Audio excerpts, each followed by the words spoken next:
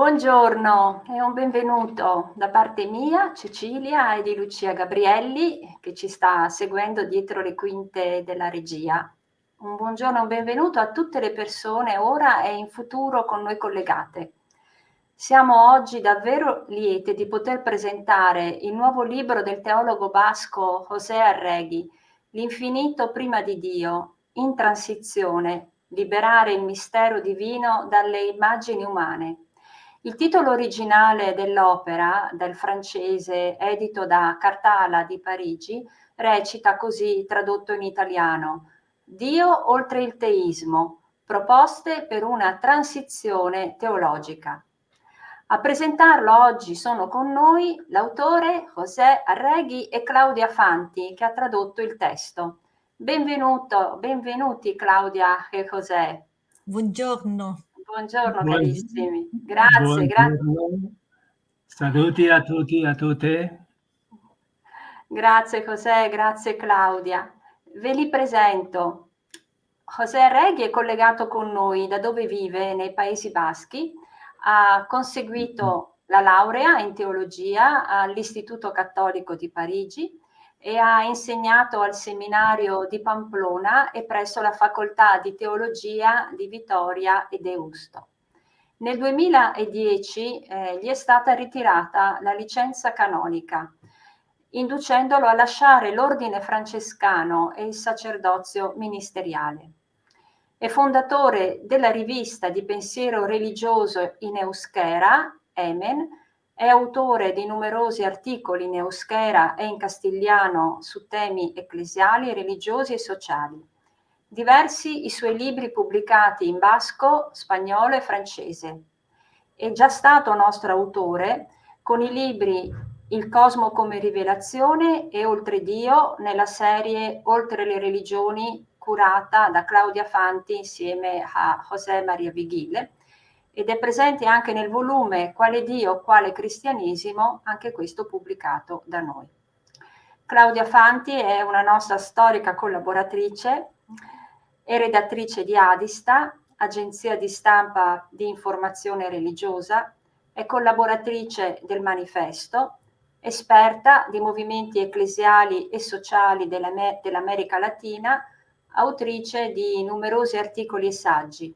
È co-curatrice anche, come ho appena detto, della serie Oltre le religioni. Prima di lasciare loro la parola, vi prego di permettermi di dire alcune cose riguardo al libro che ci sembrano importanti per dare un'impostazione, a partire dal titolo scelto, in accordo con l'autore. La maiuscola di infinito, la I maiuscola, apre un orizzonte vasto e profondo, mentre la D minuscola della parola Dio esprime la radicale inadeguatezza di ogni definizione fissata rispetto a ciò che intendiamo ciascuno e ciascuna di noi con la parola Dio. Da qui l'intento del libro dichiarato nel sottotitolo: liberare il mistero divino dalle immagini umane. Nella consapevolezza appunto che stiamo vivendo una fase di transizione nel rapporto dell'essere umano con il tutto che lo circonda e in cui vive, grazie a una cultura sempre più informata dal progresso delle scienze e della tecnologia. Per questo libro ha scritto una bella prefazione Paolo Squizzato, anche lui nostro autore e ben noto al pubblico, e fa sua la domanda di apertura dell'opera di Arregui. Così dice: ha ancora senso oggi dire Dio? E poi, ha ancora senso oggi credere in Dio? Per poi scoprire che la domanda è mal posta o forse non ha più senso porla in questi termini, perché la questione è piuttosto: a quale Dio ci si riferisce quando si afferma di credere o non credere in Lui? Cita dal libro di Arregui Squizzato: coloro che affermano di credere in Dio credono in cose molto diverse, persino contraddittorie. Allo stesso modo, quanti rifiutano Dio rifiutano cose assai differenti. E avviene spesso che ciò che affermano molti cosiddetti credenti ha ben poco a che vedere con ciò che negano molti presunti atei, e viceversa. Semplicemente perché non c'è un Dio universale, poiché la sua immagine concreta dipende dalla cultura e dal linguaggio, sempre particolari. Proseguo e mi avvio alla conclusione dicendo, mi posso permettere di dire che questo è un libro bellissimo e molto utile, pienamente accessibile, con un linguaggio di profonda poesia. Dopo nostre diverse pubblicazioni dedicate al post-teismo, con un ruolo critico e anche decostruttivo rispetto a una visione teista di Dio, Arreghi con questo libro ha la capacità di prendere per mano e accompagnare il lettore in un cammino che è suddiviso nel libro in 4 tappe che espongo molto in sintesi. Nella prima, in cui analizza la parola Dio e condivide i criteri fondamentali sul perché e come dirlo oggi. Nella seconda tappa spiega la storia del Dio teista nelle varie tradizioni religiose e il suo tramonto nella nostra cultura. Nella terza mostra come il superamento del teismo è sempre esistito in seno alle varie religioni, grazie a pionieri che sono andati oltre le immagini di Dio per aprirsi alla dimensione mistica, al mistero profondo che abita il tutto. Nell'ultima tappa, Arreghi propone una reinterpretazione di alcune categorie centrali del cristianesimo tradizionale, delle semplici metafore, come lui scrive, per una nuova teologia e per un possibile cristianesimo del futuro. Bene, mi fermo qui. Ringrazio per avermi ascoltata e ricordo che è possibile acquistare il libro sia sul nostro sito che in tutte le librerie fisiche e online. Invito fin d'ora a iscrivervi al nostro canale YouTube per ricevere appunto le notifiche sui prossimi incontri che saranno numerosi. Passo ora la parola a Claudia Fanti e a José Arregui per il loro dialogo di presentazione di L'infinito prima di Dio e vi invito ad ascoltarli come in una calma meditazione. Grazie a te Claudia, la parola. Grazie Cecilia, sì, intanto sono assolutamente d'accordo perché per chi ha intrapreso questo cammino di ricerca che chiamiamo post-teismo, la lettura di questo libro è decisamente imprescindibile. La prima cosa che vorrei evidenziare è che José non si sottrae a nessuno degli interrogativi che sono stati sollevati da più parti nel corso del tempo riguardo a questo nuovo paradigma, a cominciare proprio dal rischio che una volta compiuto il salto oltre l'immagine teista di Dio, le grandi domande di senso su chi siamo, da dove veniamo, dove siamo diretti, perdano un po' di significato. Sono anche d'accordo, diciamo, sulla bellezza della prosa che unisce il rigore teologico al linguaggio poetico e mistico. E in questa prosa bellissima José delinea un quadro in cui convergono l'antica, si può dire, teologia apofatica, la non dualità del pensiero orientale e tanti dei numerosi aspetti del post-teismo che José Arregui preferisce chiamare transteismo perché scrive: il post-teismo suggerisce un confine tra un prima e un dopo, tra la credenza e la non credenza, tra la pratica e la non pratica di riti teisti o tra l'uso e il non uso di preghiere teiste o del termine Dio. E credo che questo confine debba essere relativizzato. L'importante non è mantenere o abbandonare una certa credenza o pratica rituale teista, ma andare oltre sia la credenza che la non credenza, sia la pratica rituale che il suo abbandono, sia l'uso di preghiere teiste o del termine teos Dio che il suo non uso. L'importante è vivere in cammino, in transito, in transizione, senza aggrapparsi a nessuna forma e senza trasformare il suo abbandono in una sorta di nuova ortodossia. E diciamo che tra i diversi rivoli che confluiscono nel mare del post-ateismo o transteismo c'è anche quello relativo al dialogo con la scienza, a cui infatti José si riferisce scrivendo per esempio che non possiamo credere o pensare nulla che sia in contraddizione con la scienza, cioè con quello che è matematicamente misurato ed empiricamente comprovato, anche se non intendo affermare in alcun modo che la scienza empirico-matematica sia l'unica o suprema conoscenza, né che sia reale o vero solo ciò che la scienza può misurare e verificare. E mi soffermo solo proprio un istante su un punto che riguarda proprio il rapporto tra scienza e spiritualità post-teista o transteista.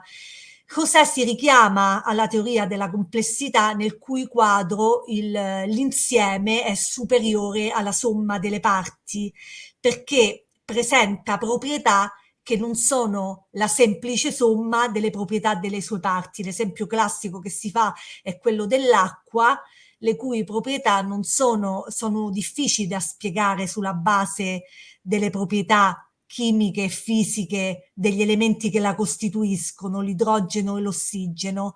E Cosè scrive: la creatività consiste proprio nel fatto che da elementi più semplici emergono nuove forme più complesse, qualitativamente diverse, irriducibili agli elementi da cui sono emerse. La vita emerge dalla fisica e dalla chimica, ma non è riducibile ad esse. La mente emerge dalle cellule neuronali, ma non è riducibile ad esse. La coscienza emerge dal cervello, ma non è riducibile ad esso. E questo è in linea con la posizione del biologo Stuart Kauffman, che infatti Cosè cita e che è un autore molto caro all'ambito post-teista o transteista. E appunto questo biologo, autore di un bellissimo libro che si chiama Reinventare il sacro, dice che Dio potrebbe essere proprio il nome da noi scelto per l'incessante creatività dell'universo, e questa creatività può diventare uno spazio spirituale ed etico condiviso da tutti, credenti e non credenti. E trovo che questa lettura di Kaufman e di Arreghi, che José fa sua, sia molto bella e molto utile, molto feconda, proprio riguardo anche alla possibilità di stabilire una nuova relazione con la natura e con il nostro pianeta. Mi permetto solo di indicare un'altra possibile pista di ricerca su questo terreno, che è data dalla visione che in un certo senso ribalta la prospettiva, sostenendo che sia la coscienza a produrre la materia e non viceversa. La sostiene per esempio il nostro Federico Fagin, ma anche altri scienziati prestigiosi, per esempio James Jeans diceva che l'universo somiglia sempre più a un vasto pensiero, e Buddha diceva che la base di qualsiasi cosa, quello che presiede all'ordine cosmico, quello che prevale in tutto è la mente. Ora comincio a rivolgere le domande a José, cominciando proprio dalla prima, che riguarda il fatto che, come tu scrivi, José, il Dio come sovrano supremo, creatore onnipotente, provvidente e giudice, non è mai esistito. E allora ti chiedo, come si può evitare il pericolo che con la scusa dell'irrealtà di questo Dio con la D minuscola si voltino le spalle anche a quella che tu chiami la realtà fontale e misteriosa, il mistero ultimo della realtà? Gracias, Claudia. Gracias también a Cecilia, a la casa editora Gabrieli, a cada uno de vosotros que me podéis oír allí o aquí alguna vez. Paz en vuestro ser profundo. efectivamente, Claudia, me parece que tanto el silencio como la palabra acerca de Dios y acerca del mundo son interdependientes. Según cómo miremos el mundo, así concebiremos o así atisbaremos a Dios. Según cómo seamos ciegos en nuestra mirada o superficiales en nuestra mirada al mundo, así reduciremos también el misterio de los misterios, el misterio de la realidad que llamamos Dios. Hay un Dios, como acabáis de decir, como acaba de decir Claudia en su introducción y en su pregunta, hay un Dios en quien ya no podemos creer, porque no es coherente con nuestra imagen, la más profunda, científica, estética, espiritual, de la realidad en su conjunto, que llamamos mundo, universo, multiverso, como sea. Infinitamente grande, infinitamente pequeño, nos desborda. Y sin embargo, ahí nacemos, ahí somos. Dios no es ajeno a ese misterio que habita, que late en todo cuanto es. El Dios teísta, llamamos Dios teísta, los diccionarios lo definen así, llamamos Dios teísta a ese Dios con los calificativos mencionados por Claudia Fanti, a ese Dios ente, supremo, omnipotente, exterior al mundo, anterior al mundo, providente, lo rige todo, es la ley que todo lo rige de comienzo a fin, que habla, se revela o calla, se oculta cuando así lo decide, castiga, perdona, hace milagros o no los hace, escucha o desatiende nuestras plegarias. Un Dios ente, exterior, un Dios personaje, un Dios otro frente a nosotros. Ese Dios ya no es coherente con la mirada contemplativa, y la ciencia entra dentro de esta mirada contemplativa que tenemos hoy acerca del mundo. Nació en otro tiempo esa imagen de un personaje exterior al mundo. Hoy no hay sitio para ese personaje anterior y exterior al mundo. Brevemente, esa imagen que llamamos teísta de Dios nació allá en Sumeria, actual Irak, hacia aproximadamente 7.000 años atrás, hace 7.000 años. Las ruinas de los templos de Uruk y de Nippur están allá. En su tiempo estuvieron atendidos tales templos por miles de sacerdotes, hay constancia, ¿no? Grandes construcciones, grandes sistemas religiosos. En los orígenes todavía los sistemas religiosos no eran tan grandes. En cualquier caso, esa imagen se nos ha derrumbado junto con la imagen del mundo. ¿Por qué ha desaparecido esa imagen del mundo que nació no para explicarlo en primer lugar, sino para reconocer su misterio, ¿no? Y para decir la realidad en su hondura última, ¿no? Para decir la admiración, para decir la confianza última, para crear la comunión, la solidaridad universal de todos con todos, porque la existencia, la vida, es común, ¿no?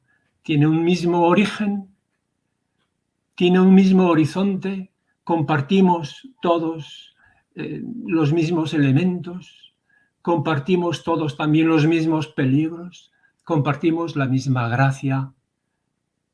Las religiones y la imagen misma de Dios nacieron para salvaguardar estas intuiciones profundas, últimas. Lo que pasa es que al mismo tiempo esta imagen de una entidad superior, omnipotente, vino muy bien para legitimar, para sostener, apoyar los grandes imperios que en aquella época, también en Sumeria, empezaron a nacer, y legitimar las grandes guerras y las grandes conquistas, las grandes sumisiones, los grandes dominios. Hoy no podemos creer en ese mundo y tampoco, por lo tanto, en ese Dios teísta. No es momento de detenerse ahí, pero el gran punto de inflexión del fin del lenguaje tradicional metafísico acerca de un Dios ente exterior más allá del mundo físico. El gran punto de inflexión, el gran autor de referencia es aquí Kant, que desmanteló las tradicionales pruebas de la existencia de Dios. Las pruebas de la existencia de Dios nacieron de la necesidad humana de defender sus creencias, de defender su soporte metafísico último, para legitimar así al mismo tiempo la esperanza y dar fundamento a la ética, como si necesitásemos de un fundamento exterior a lo que somos, a lo que confiamos, a lo que esperamos activamente, a lo que en realidad estamos llamados a ser, a crear, a recrear, recreándonos. La prueba de la existencia de Dios, de San Anselmo, que decía, pensamos a Dios como el ser más perfecto, no sería el más perfecto si no existiera, por lo tanto debe existir. Las pruebas de Santo Tomás, que dice, todo lo que se mueve necesita algo que lo ponga en movimiento, todo lo que es contingente, todo lo que no es por sí, necesita alguien gracias al cual ser, necesita una causa exterior que lo haga ser. El movimiento de la contingencia, de la perfección de Santo Tomás, todas esas pruebas cayeron como un castillo de naipes cuando Kant sentenció el verdadero conocimiento, para que sea un conocimiento racional, riguroso, real, debe empezar con una observación empírica y luego debe ser coherente y riguroso con las categorías mentales, pero siempre debe reconocer que su conocimiento depende de las categorías mentales y de las capacidades de percepción empírica que tenemos. Todo lo que digamos acerca de la realidad es nuestra percepción y nuestra elaboración mental, conceptual, categorial, concreta, siempre limitada de la realidad.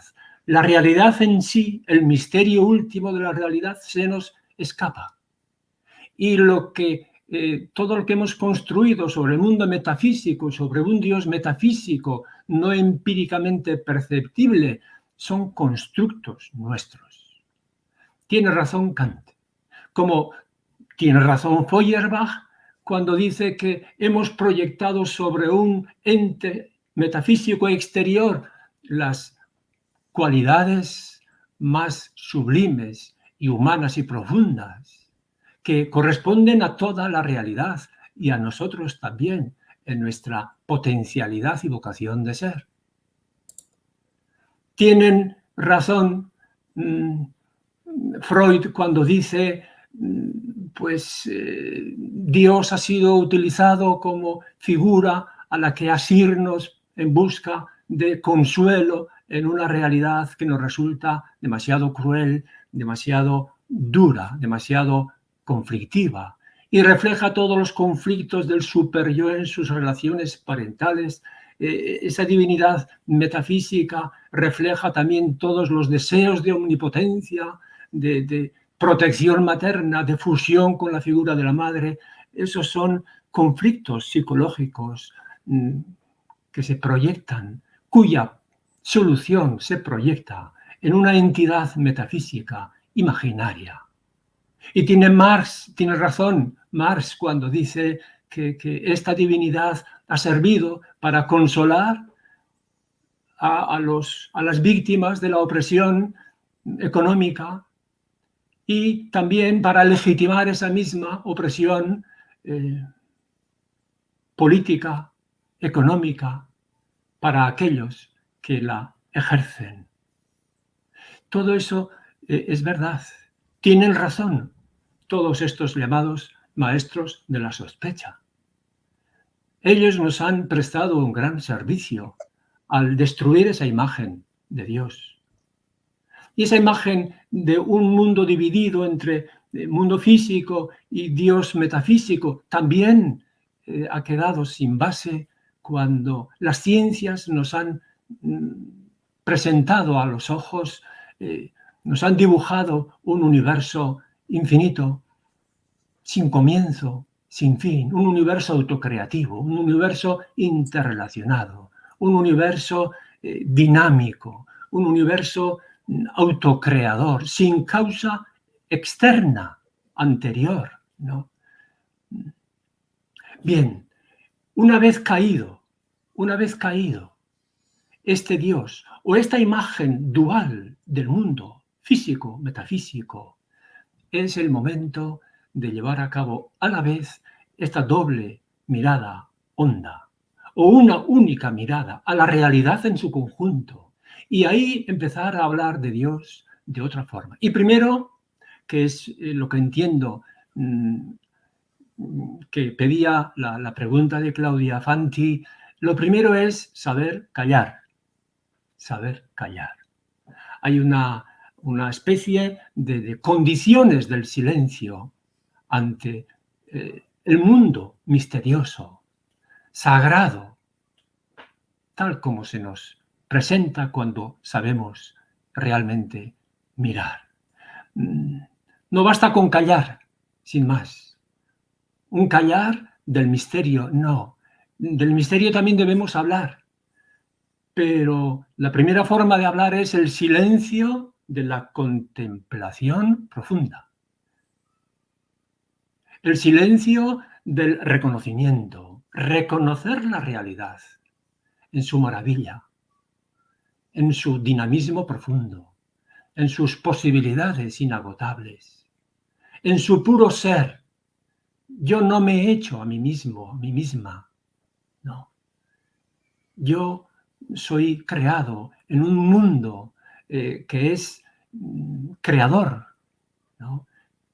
Animado por esa creatividad. Un silencio, pues, de reconocimiento en primer lugar. Esa experiencia absoluta de la realidad, no relativa a mis intereses. Y un silencio que rehúsa ocupar todo el lugar. Un silencio que sabe hacer lugar. Abrir espacio, abrir espacio. Un silencio que es como el autovaciarse, ¿no? De sí, hacer sitio a lo otro, a lo real, al mundo, al misterio que me desborda.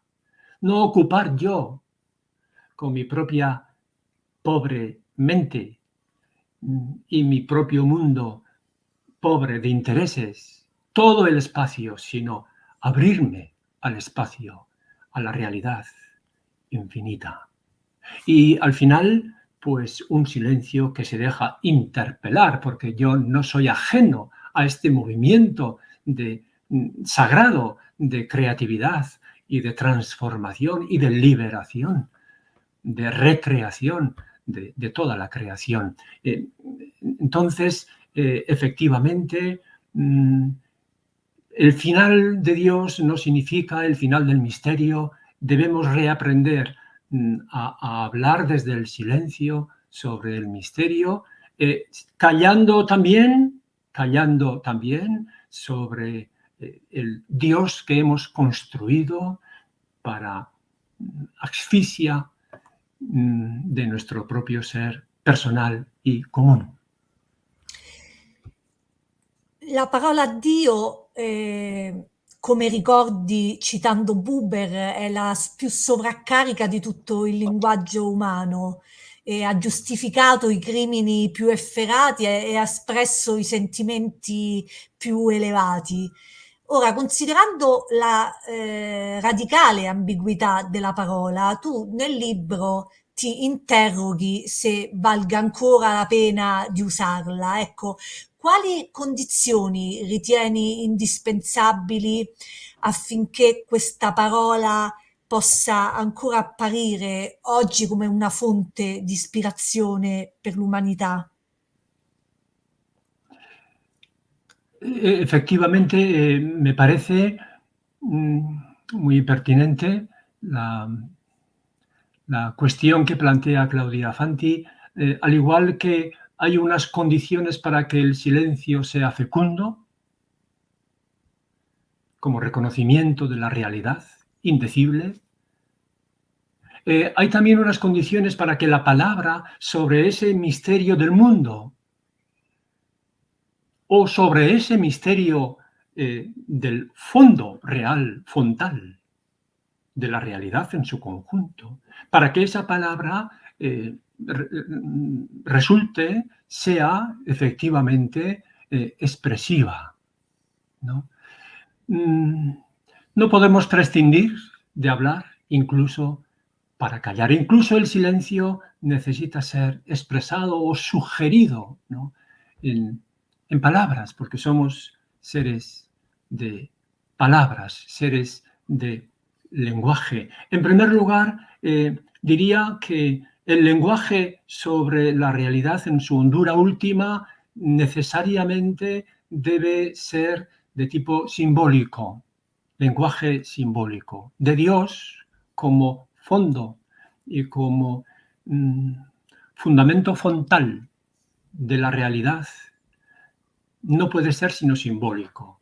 Quiere decir, no es un lenguaje, no es un saber objetivo, no son palabras y categorías que expresan un saber objetivo, no es un lenguaje explicativo sobre el por qué y el cómo y el cuándo nació esta realidad o por qué debemos tener un comportamiento ético y por qué podemos esperar o no esperar para el futuro.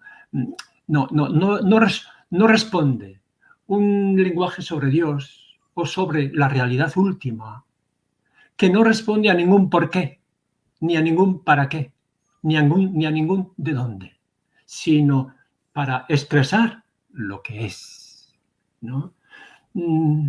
Nacido del silencio, un lenguaje nacido del silencio y que nos lleva al silencio, como toda palabra poética. En ese sentido, el lenguaje simbólico creo que es algo muy básico. Debe distinguir entre el significante, el significado y el referente. El significante es, en el caso de Dios, pues el propio término Dios, el término como tal. El significado es el significado sobre Dios que aparece en las dogmáticas o que aparece en los diccionarios, ¿no? El contenido expresivo de ese término, de ese significante, el significado del significante. Pero todavía falta el horizonte indecible, el referente de ese significante y también de ese significado. De modo que sea una palabra que no se agote nunca no ya en el significante, sino tampoco en ningún significado. En ningún significado dogmático tampoco. En ningún significado. El misterio último, la presencia, el ser, lo real, Dios, es más que el significado. El símbolo nos abre más allá. Es una frontera que nos abre a lo desconocido, a lo indecible, ¿no? Debe ser un lenguaje también en coherencia con las ciencias, con la ciencia que nos describe un mundo sin centro, un mundo sin límite, un mundo sin comienzo ni fin, un mundo en interrelación, una teología que sea respetuosa, coherente con la imagen del mundo que las ciencias nos sugieren, ¿no? La misma palabra Dios es un símbolo, es decir, es un límite entre lo que decimos pobremente y aquello que, siendo indecible, nos protege en el silencio y nos llama al silencio salvador, al silencio creador, ¿no? La misma palabra dio, de raíz indoeuropea, significa destello, resplandor, brillo, como el brillo de la aurora cada mañana, ¿no? O Gott, que viene de una raíz germánica que significa invocar, llamar. El fondo último es aquello a lo que llamamos, o es aquello que nos llama, aquello que nos invoca, aquello que invocamos en todas las palabras y cuando decimos Gott, ¿no? O no sé, pues el mismo término Bog de las lenguas eslávicas para decir Dios, y Bog significa riqueza o donación o dador, todo aquello que percibimos como don, nuestro propio ser y el ser de todos los seres que nos permiten seguir siendo, el misterio de la donación, ¿no? El misterio del don, que es el fondo de nuestro ser, ¿verdad? Pues que el lenguaje ha de ser coherente con las ciencias, con las exigencias del lenguaje simbólico en general. La Biblia nos ofrece magníficos relatos y escenas donde se nos llama a esto, ¿verdad? Como cuando Moisés pide a Dios, lo imaginaba, seguramente, como un personaje, pero este relato en concreto y tantísimos otros de la Biblia trascienden la imagen concreta. Y Dios dice Moisés dice a Dios, muéstrame tu rostro. Y Dios, el misterio indecible, irrepresentable, le responde, ocúltate en la hendidura de la peña, yo pasaré, pero solo me verás de espaldas, mi rostro escapa a tu visión. Y sin embargo, en su misterio, te protege, te hace ser. Respeta la ignorancia, respeta el no saber.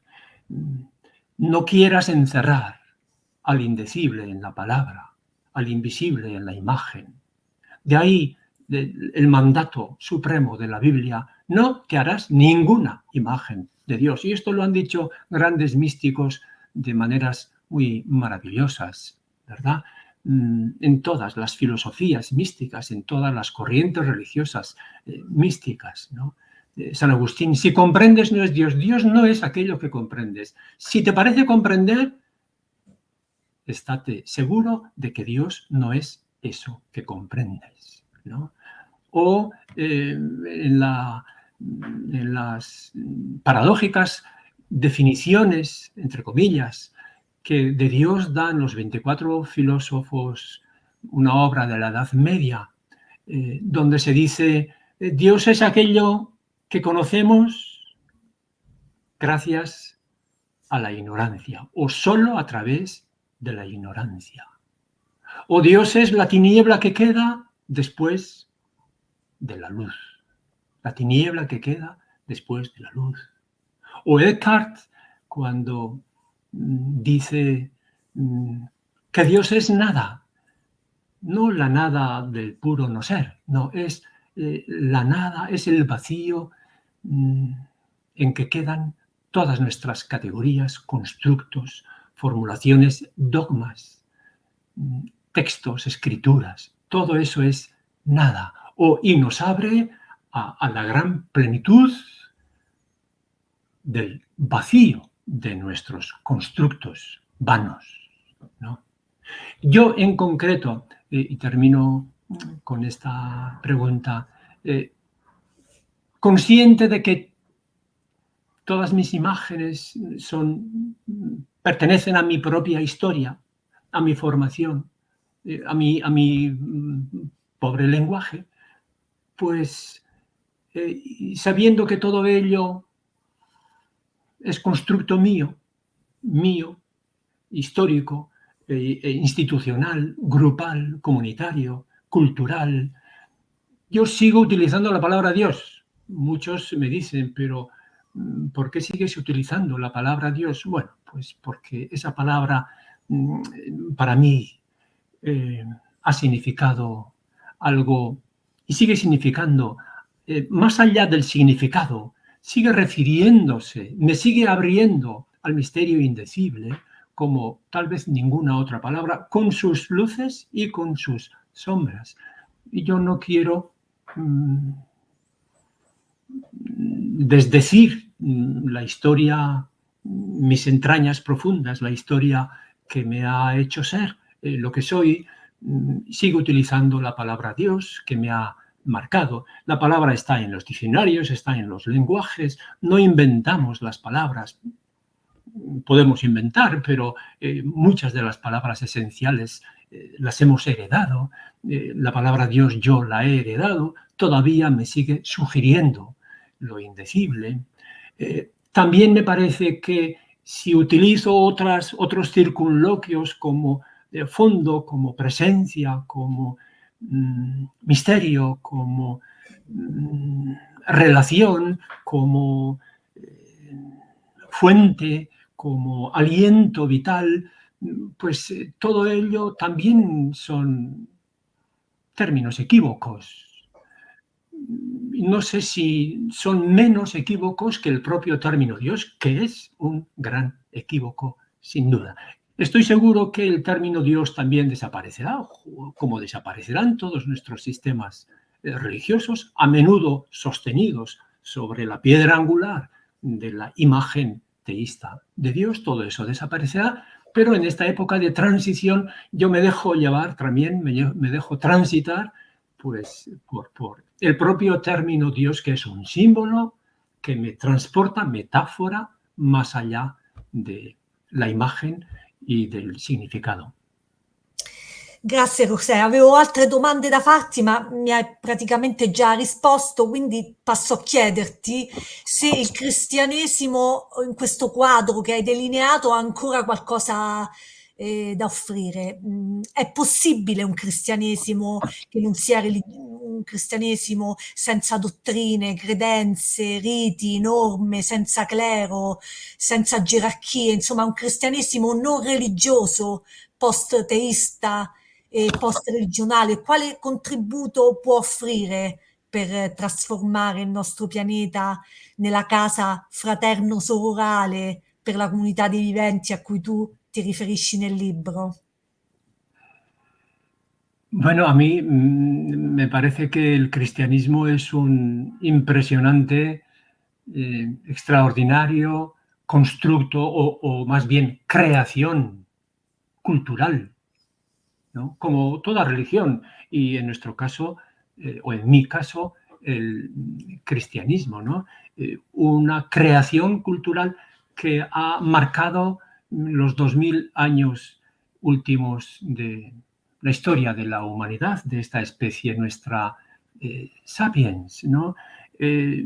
Una creación de la que son testigos increíblemente expresivos y ricos, como la Biblia, con sus grandes mitos de la creación, el mito del Éxodo, la sabiduría, con todo su realismo, que a la vez llama a trascender nuestras categorías sapienciales. Todos los profetas, con su denuncia, con su anuncio, con su riesgo, con su tenacidad, con su hondura, con su fidelidad. Ahí está Jesús, que es, para mí,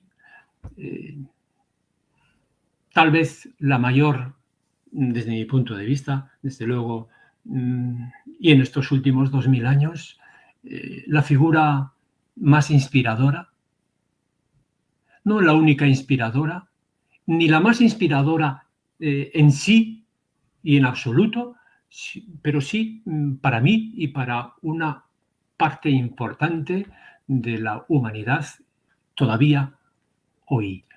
Me parece que es importante, sin embargo, mirar a Jesús más allá del dogma y más allá también de la historia.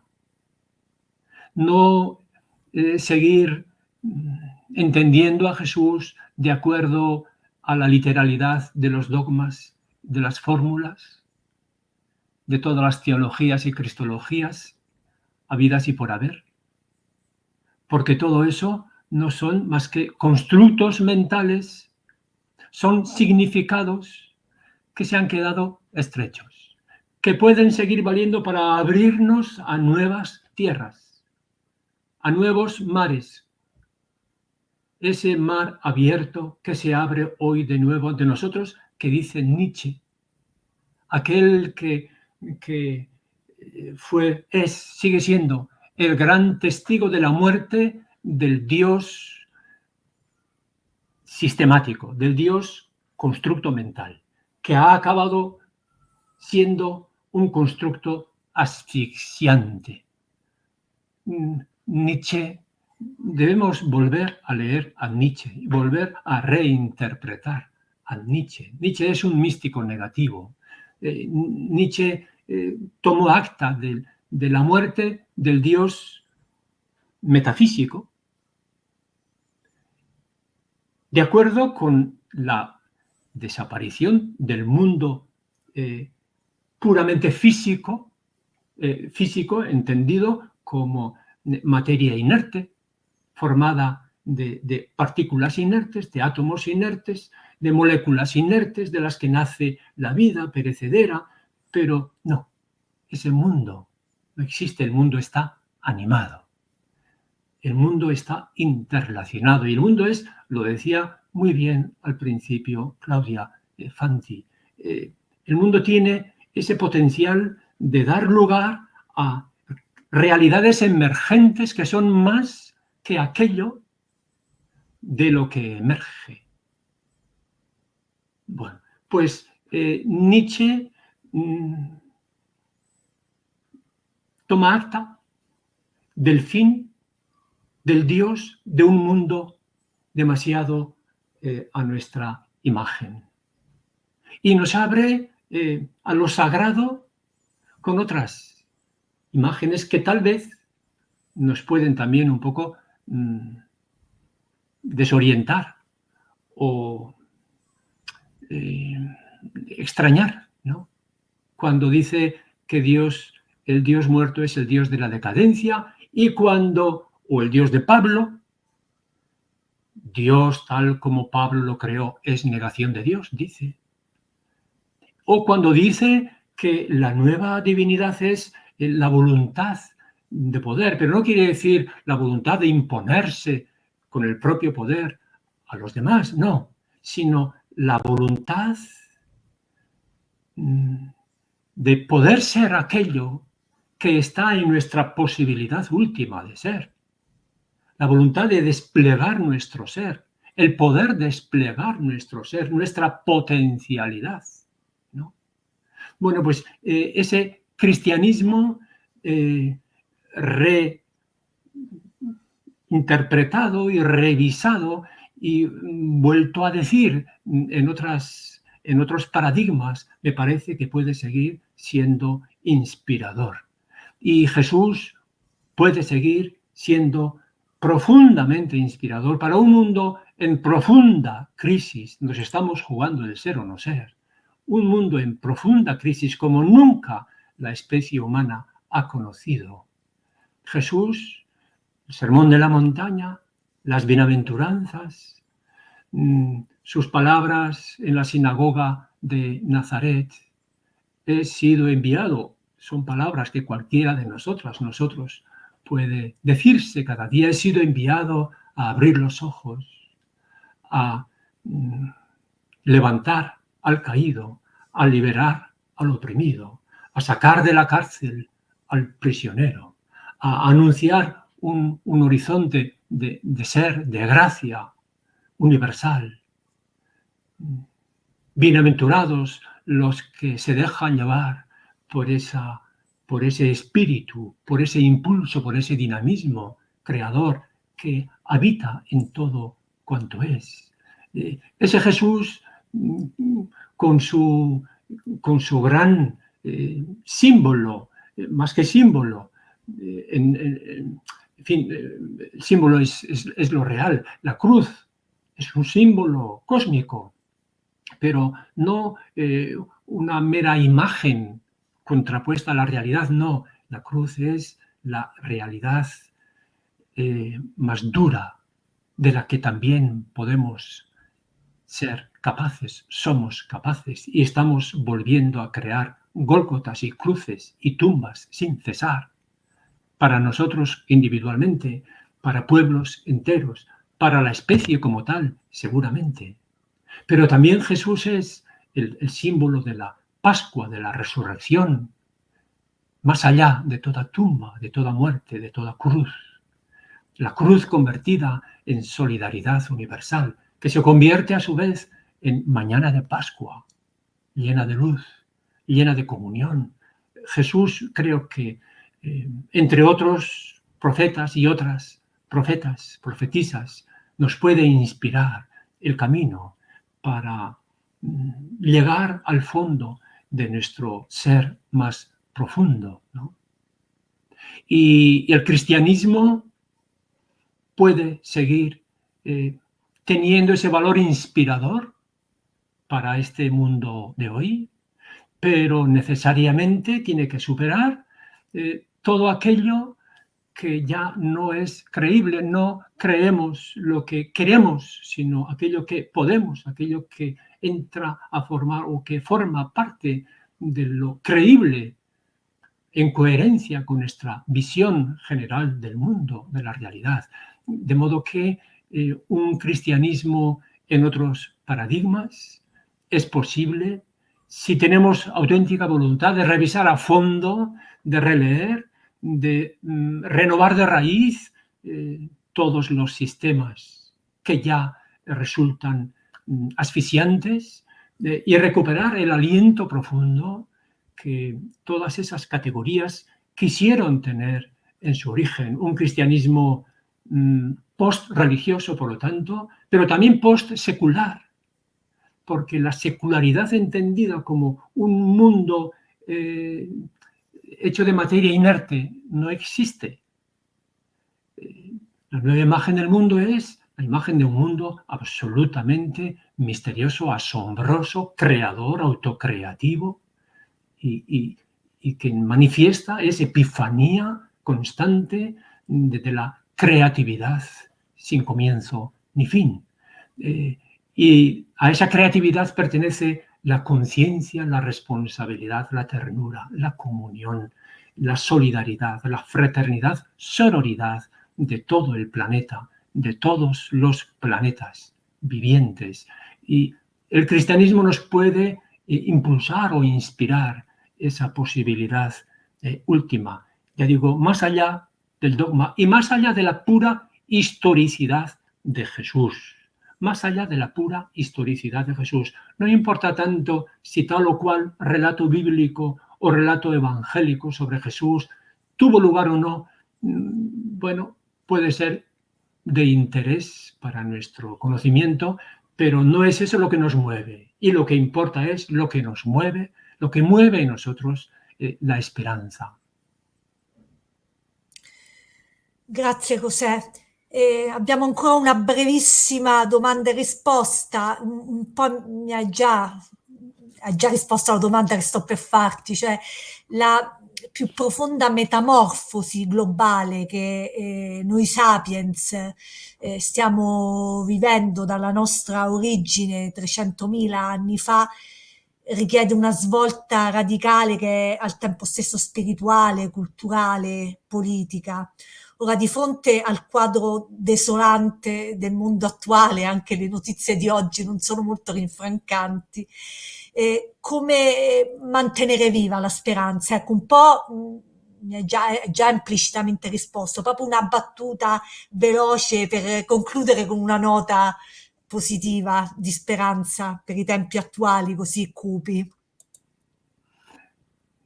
Sí, efectivamente me parece que el mundo, y esta mañana con las noticias que nos han llegado, pues nos hemos despertado con una conciencia más aguda de que vivimos en un mundo muy peligroso, donde nos estamos jugando el ser y el no ser. El ser mejores colectivamente, universalmente, siendo hermanos, la fraternidad, sororidad universal.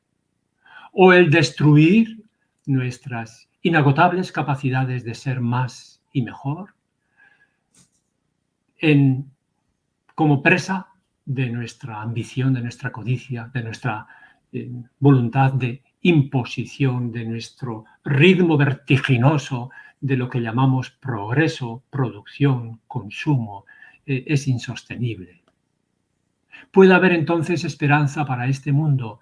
Pues la esperanza a la que apunta Jesús y otros muchos testigos de lo mejor, del aliento vital que anima al ser humano y al átomo y a la partícula y a las galaxias, ¿verdad? La esperanza tiene que ver con ese espacio ancho, tiene que ver con respiro, tiene que ver con espíritu. La esperanza no significa estar a la espera de, aguardar que suceda algo. La esperanza es dejarse mover por ese impulso vital, profundo. Eso es el espíritu. La esperanza es vivir mirando, sintiendo, obrando de acuerdo a ese impulso vital, profundo del espíritu en el corazón de cuanto es. Es una esperanza desapegada del fruto.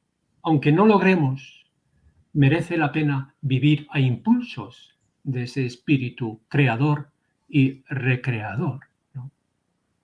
Y es una esperanza que en el fondo anticipa aquello hacia lo que sus ojos y su impulso vital están abiertos, ¿no? La plenitud no existe todavía, pero al mismo tiempo la mirada y la actitud espiritual esperanzada anticipa.